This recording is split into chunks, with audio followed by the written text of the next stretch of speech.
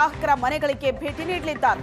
ಫಲಾನುಭವಿಗಳ ದಾಖಲೆಯನ್ನ ಪರಿಶೀಲನೆ ನಡೆಸಿ ಮಾಹಿತಿಯನ್ನ ಅಧಿಕಾರಿಗಳು ಸಂಗ್ರಹಿಸಲಿದ್ದಾರೆ. ಮೊಬೈಲ್ ಆಪ್ ಘೋಷಣಾ ಪತ್ರದ ಮೂಲಕ ಅರ್ಜಿ ಭರ್ತಿ ಪ್ರಕ್ರಿಯೆ ನಡೆಯುತ್ತೆ. ಸಿಬ್ಬಂದಿಗೆ ವಿವಿಧ ದಾಖಲೆಗಳನ್ನ ಫಲಾನುಭವಿಗಳು ತೋರಿಸಬೇಕಾಗಿದೆ. ಗೃಹ ಜ್ಯೋತಿ ಯೋಜನೆಯ ಪರಿಷ್ಕರಣೆ ನಡೀತಾ ಇದೆ.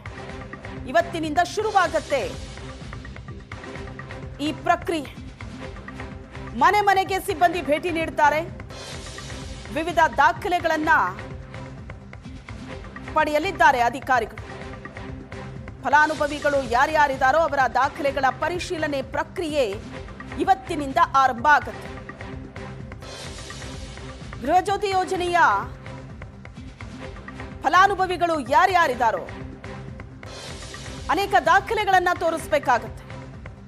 2023ರಿಂದ ಶುರುವಾದಂತ ಈ ಯೋಜನೆಯ ಪುನರ್ ಪರಿಶೀಲನೆ ಕಾರ್ಯ ಇವತ್ತಿನಿಂದ ಆರಂಭ ಆಗ್ತಾ ಇದೆ.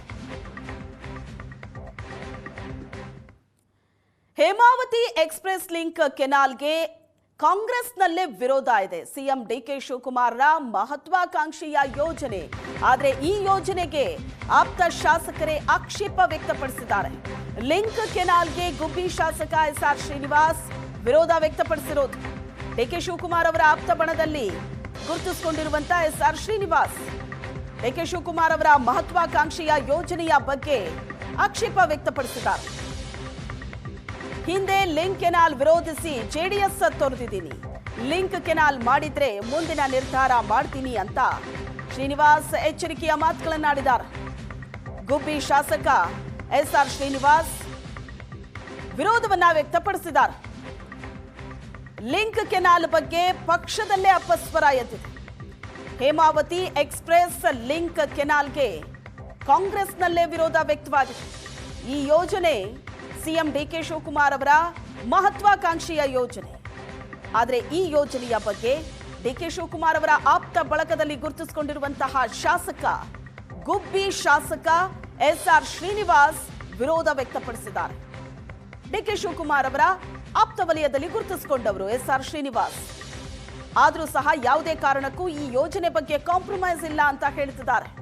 ಡಿಕೆ ಶಿವಕುಮಾರ್ ಅವರ ಮಹತ್ವಾಕಾಂಕ್ಷೆಯ ಯೋಜನೆಯಾದರೂ ಕೂಡ ಈ ಯೋಜನೆ ಬಗ್ಗೆ ತನ್ನ ವಿರೋಧ ಇದೆ ಅನ್ನೋದನ್ನ ಸ್ಪಷ್ಟವಾಗಿ ಹೇಳಿದ್ದಾರೆ ಎಸ್ಆರ್ ಶ್ರೀನಿವಾಸ್. ಈ ಹಿಂದೆ ಲಿಂಕ್ ಕೆನಾಲ್ ವಿರೋಧಿಸಿ ಜೆಡಿಎಸ್ ಪಕ್ಷವನ್ನೇ ತೊರೆದಿದ್ದೀನಿ. ಲಿಂಕ್ ಕೆನಾಲ್ ಮಾಡಿದ್ರೆ ಮುಂದಿನ ನಿರ್ಧಾರವನ್ನ ತಗೋತೀನಿ ಅಂತ ಶ್ರೀನಿವಾಸ್ ಎಚ್ಚರಿಕೆಯ ಮಾತುಗಳನ್ನಾಡಿದ್ದಾರೆ. ಕೊಡ್ತೀನಿ ಅಂತ ಹೇಳಿದರೆ ನಾನು ಲಾಸ್ಟ್ ಟೈಮು ಕ್ಯಾಬಿನೆಟ್ ಮಂತ್ರಿ ಆಗಿದ್ದೆ. ನಮ್ಮ ಕ್ಯಾಬಿನೆಟ್ನಲ್ಲೇ ಹೇಮಾವತಿ ಚಾನಲ್ಗೆ ಸನ್ಮಾನ್ಯ ಡಿ ಕೆ ಶಿವಕುಮಾರ್ ಅವರು ಇರಿಗೇಷನ್ ಮಂತ್ರಿ ಆಗಿದ್ದರು. ಮತ್ತು ಕುಮಾರಸ್ವಾಮಿ ಅವರು ಮುಖ್ಯಮಂತ್ರಿ ಆದಂಥ ಸಂದರ್ಭದಲ್ಲಿ ಇದಕ್ಕೆ ಅನುಮೋದನೆ ಕೊಟ್ಟರು. ನಾನು ಆ ಸಂದರ್ಭದಲ್ಲಿ ಕುಮಾರಸ್ವಾಮಿ ಅವರಿಗೆ ಗಲಾಟೆ ಮಾಡಿದ್ದೆ. ನಾನು ಕ್ಯಾಬಿನೆಟ್ನಿಂದ ಎದ್ದು ಆಚೆಗೆ ಬಂದಿದ್ದೆ. ಬೇಡ ಈ ಮಾಡಬೇಡಿ ಅಂತ ಹೇಳ್ಬಿಟ್ಟು, ಇದು ಒಳ್ಳೆಯದಲ್ಲ ಮಾಡಬೇಡಿ ಅಂತ. ನಾನು ಅವತ್ತು ಪಕ್ಷ ಬಿಡೋಕ್ಕೆ ಅದು ಒಂದು ಕಾರಣ ಆಗಿದ್ದಂಥದ್ದು. ನನಗೆ ಅವತ್ತು ಅವರು ಅದೇನೋ ಗೊತ್ತಿಲ್ಲ, ಅವತ್ತು ನಮಗೆ ಸ್ಪಂದಿಸಲಿಲ್ಲ. ಅವತ್ತಿನಿಂದ ನನಗೂ ಮತ್ತು ಕುಮಾರಸ್ವಾಮಿ ಅವರಿಗೂ ಡಿಸ್ಪ್ಯೂಟ್ ಶುರುವಾಗಿದ್ದಂಥದ್ದು. ಇವಾಗಲೂ ಈ ಪಕ್ಷದಾಗಿದ್ದೀನಿ. ಆ ಪಕ್ಷ ಬಿಟ್ಟು ಅದಕ್ಕೋಸ್ಕರನೇ ನಾನು ಕೆಲವು ಟೈಮ್ ಸಂದರ್ಭದಲ್ಲಿ ನಮ್ಮ ಮಾತಿಗೆ ಬೆಲೆ ಇಲ್ಲ ಅಂತ ನಾವು ಪಕ್ಷ ಬಿಟ್ಟದ್ದು.